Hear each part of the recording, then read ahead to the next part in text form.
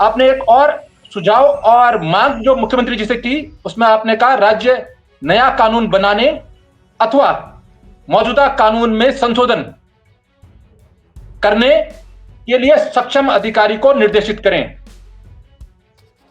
शिक्षक बहुत प्रसन्न है, क्या यह पॉसिबल है और क्या मुख्यमंत्री जी ने आपको कहा? देखिए, जो मैंने सुझाव रखा है वो बिल्कुल पॉसिबल है। राज्य विधानमंडल को कानून बनाने का अधिकार है। टीईटी कानून बना 2010 में। 10 के बाद से सभी अध्यापक बहुत योग्यतम और उत्कृष्टतम अध्यापकों का चयन हुआ है, लेकिन 2010 के पहले अलग अलग सेवा शर्तें थीं, अलग अलग नियम थे। तत्समय प्रचलित नियमों और सेवा शर्तों के अनुसार शिक्षकों की नियुक्ति हुई थी। उन पर ये फैसला लागू नहीं होता है। तो विधानमंडल चाहे तो नया कानून बनाकर इस सुप्रीम कोर्ट के फैसले की परिधि से बाहर उसको रख सकता है। इस प्रकार शिक्षकों की नौकरी बच जाए। दूसरा विषय है सरकार पुनर्विचार याचिका दाखिल करे। तो पुनर्विचार याचिका दाखिल करने में जो वैधानिक कठिनाई है कि राज्य सरकार उसमें पार्टी नहीं है।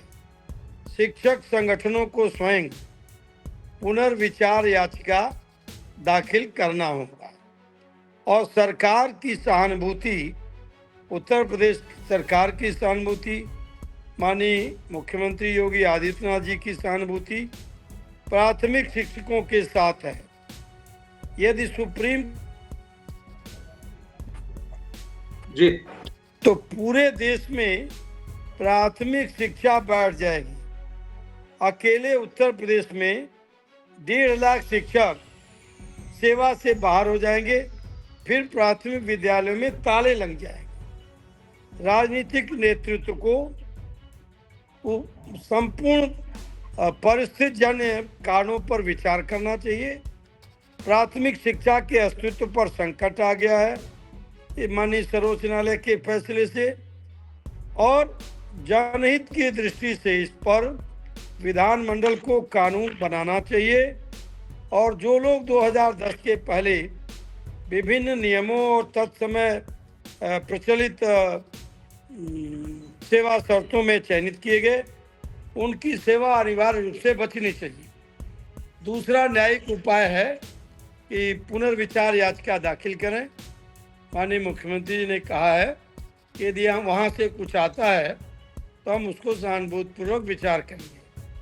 मैं सभी शिक्षक संगठनों से अनुरोध करूँगा कि वे माननीय सर्वोच्च न्यायालय में पुनर्विचार याचिका दाखिल करें।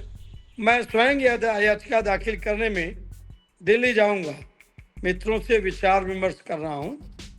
दूसरा एक और विधायी उपाय है कि जो मानव संसाधन मंत्रालय ने 2017 में आरटी एक्ट में संशोधन कर दिया और टीईटी को अनिवार्य कर दिया।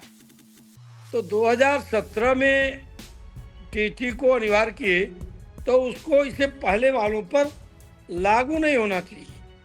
उनके पास एक विकल्प है केंद्र के पास कि वो इस संशोधन अधिनियम को एक नया संशोधन अधिनियम ला करके निरस्त कर सकते। ये उनके पास अधिकार है।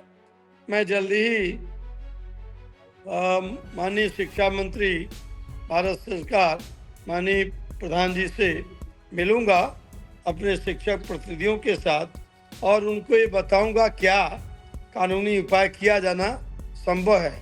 चूँकि ये कानून लोकसभा से पारित है तो अब लोकसभा ही इस अधिनियम संशोधन को नया अधिनियम संशोधन ला करके इस समस्या का समाधान कर सकती है। और राज्य और केंद्र दोनों सरकारों से कहूँगा, यदि प्राथमिक शिक्षा बैठ गई तो समाज के गरीबों, दलितों, पिछड़ों, वंचितों, अल्पसंख्यकों के बच्चे, किसान मजदूरों के बच्चे बुनियादी शिक्षा से वंचित हो जाएंगे। जबकि आरटी एक्ट में स्पष्ट 16 वर्ष तक के बच्चों को निःशुल्क और अनिवार्य शिक्षा दी जाएगी। जब शिक्षक ही नहीं रहेंगे तो अनिवार्य शिक्षा देगा कौन? इसके लिए मेरी दोनों राज्य सरकारों से अपील है, विधायी प्रयास भी करे सरकार, दोनों सरकारें, और कानूनी प्रयास भी करें, न्यायिक प्रयास भी करें, सफलता मिल सकती है।